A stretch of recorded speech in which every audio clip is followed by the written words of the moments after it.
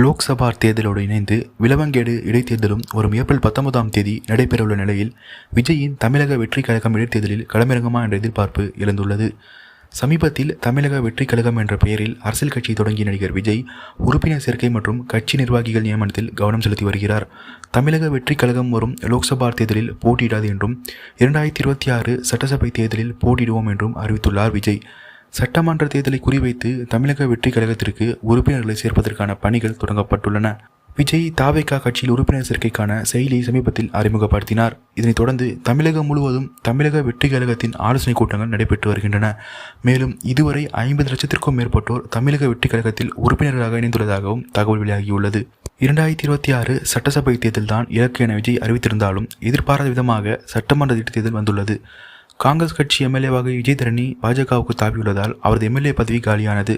இதனால் விளவங்கேடு தொகுதி காலியானதாக அறிவிக்கப்பட்டு தற்போது விளவங்கேடு இடைத்தேர்தல் தமிழ்நாட்டில் லோக்சபா தேர்தலோடு இணைந்து வரும் ஏப்ரல் 19ஆம் தேதி அன்று நடைபெறவுள்ளது.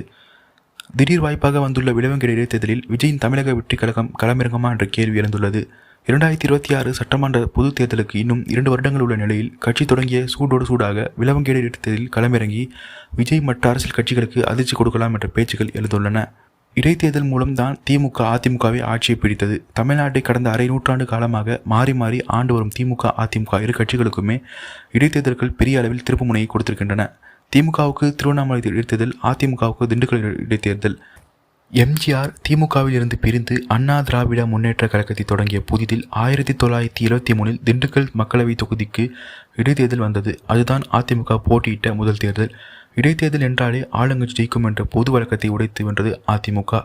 அதிமுக சார்பில் போட்டியிட்ட மாயத்தேவர் மிகப்பெரிய வெற்றியை பெற்றார். ஆளும் கட்சியான திமுக வேட்பாளர் 3ஆம் இடத்திற்கு தள்ளப்பட்டார்.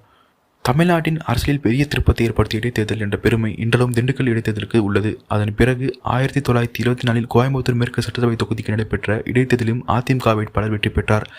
அதன் பிறகு 1977 நடந்த பொதுத் தேர்தலில் எம்ஜிஆர் தலைமையில் அதிமுக ஆட்சி அமைந்தது. அடுத்த 10 ஆண்டுகளுக்கு எம்ஜிஆர் மறைவு வரை அதிமுக ஆட்சி அசைக்க முடியவில்லை. இப்படியாக இடைத்தேர்தல் தமிழக அரசியல் வரலாற்றில் மிகப்பெரிய திருப்புமுனை ஏற்படுத்தி ஒரு நூற்றாண்டு கட்சியை அரை நூற்றாண்டாக எங்கு ஆட்சிக்கு வர விடாமல் செய்திருக்கின்றது. அதேபோலதான் அதிமுகவுக்கு திண்டுக்கல், கோவை இடைத்தேர்தல்கள் அளித்த முடிவும். இடைத்தேர்தல்கள் தான் இரு பெரும் திராவிட கட்சிகளுக்கு ஆட்சி அதிகாரத்தை நோக்கிய பாதை கொடுத்திருக்கின்றன என்பது வரலாறு. இந்நிலையில் தான் நடிகர் விஜய் தமிழக வெற்றி கழகம் தொடங்கியிருக்கும் இந்த தருணத்திலும் இடைத்தேர்தல் வந்துள்ளது. தமிழ்நாட்டை ஆளும் கனவோடு எம்ஜிஆரின் பாதையில் அரசியலுக்கு வந்திருக்கும் விஜய் இந்த பிரமாதமான வாய்ப்பை பயன்படுத்தி விளவங்கேடு தொகுதி இடைத்தேர்தல் களத்தில் இறங்குவாரா என்ற எதிர்பார்ப்பு அரசியல் கழகில் எழுந்துள்ளது.